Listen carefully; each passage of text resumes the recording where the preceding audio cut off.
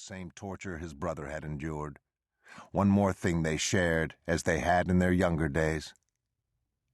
The first beating hadn't been so bad. Before Major Bioya showed up, they kicked and punched him, stomping on his wounded leg a couple of times, but for the most part, they'd refrained from torturing him, waiting to find out what General Ekabela had in mind. The general had sent Bioya. The majority of the rebels were military trained, and many had at one time been of high rank in the government or military, until one of the many coups, and now they were growing marijuana and wreaking havoc, raiding smaller towns and killing everyone who dared to oppose them, or had the farms or land the rebels wanted. No one dared cross into their territory without permission.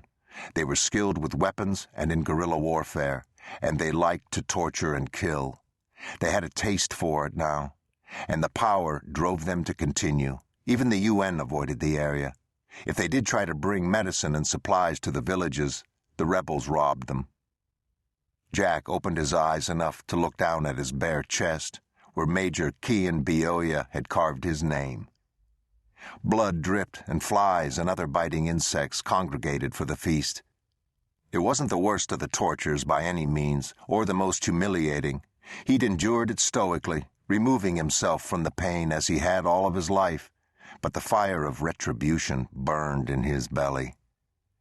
Rage ran cold and deep, like a turbulent river hidden beneath the calm surface of his expressionless face.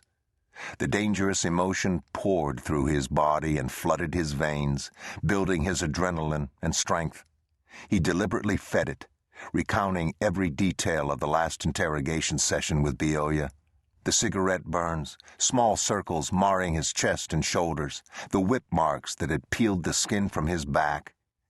Bioya had taken his time carving his name deep, and when Jack made no sound, he hooked up battery cables to shock him, and that had been only the beginning of several hours at the hands of a twisted madman.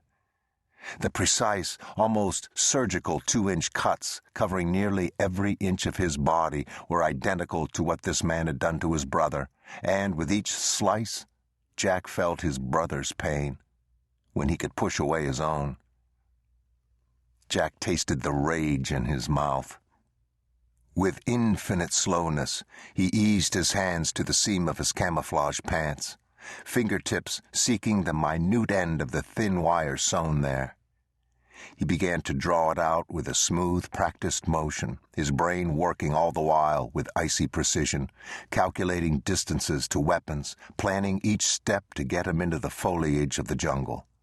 Once there, he was certain of his ability to elude his captors, but he first had to cover bare ground and get through a dozen trained soldiers. The one and only thing he knew without a shadow of a doubt was that Major General Bioya was a walking dead man. 2 soldiers tramped through the camp toward him. Jack felt the coil inside of him winding tighter and tighter. It was now or never. His hands were tied in front of him, but his captors had been careless, leaving his feet free after the last torture session, believing him incapacitated. Bioya had smashed the butt of a rifle into the wound on his leg several times, angry that Jack had given no response. Jack had learned at a very young age never to make a sound, to go somewhere far away in his head and separate mind from body. But men like Bioya couldn't conceive of that possibility. Some men couldn't break, even with drugs in their system and pain racking their bodies.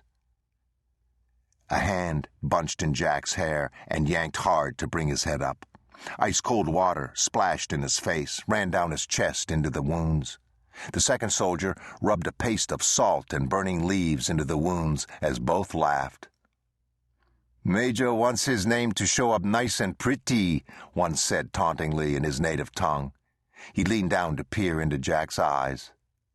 He must have seen death there, the cold rage, the icy determination. He gasped, but was a heartbeat too slow in trying to jerk away. Jack moved fast, a speeding blur of his hands as he looped thin wire around the rebel's neck, dragging him backward off balance, using him as a shield as the other soldier jerked up his gun and fired. The bullet slammed into the first rebel and drove Jack back.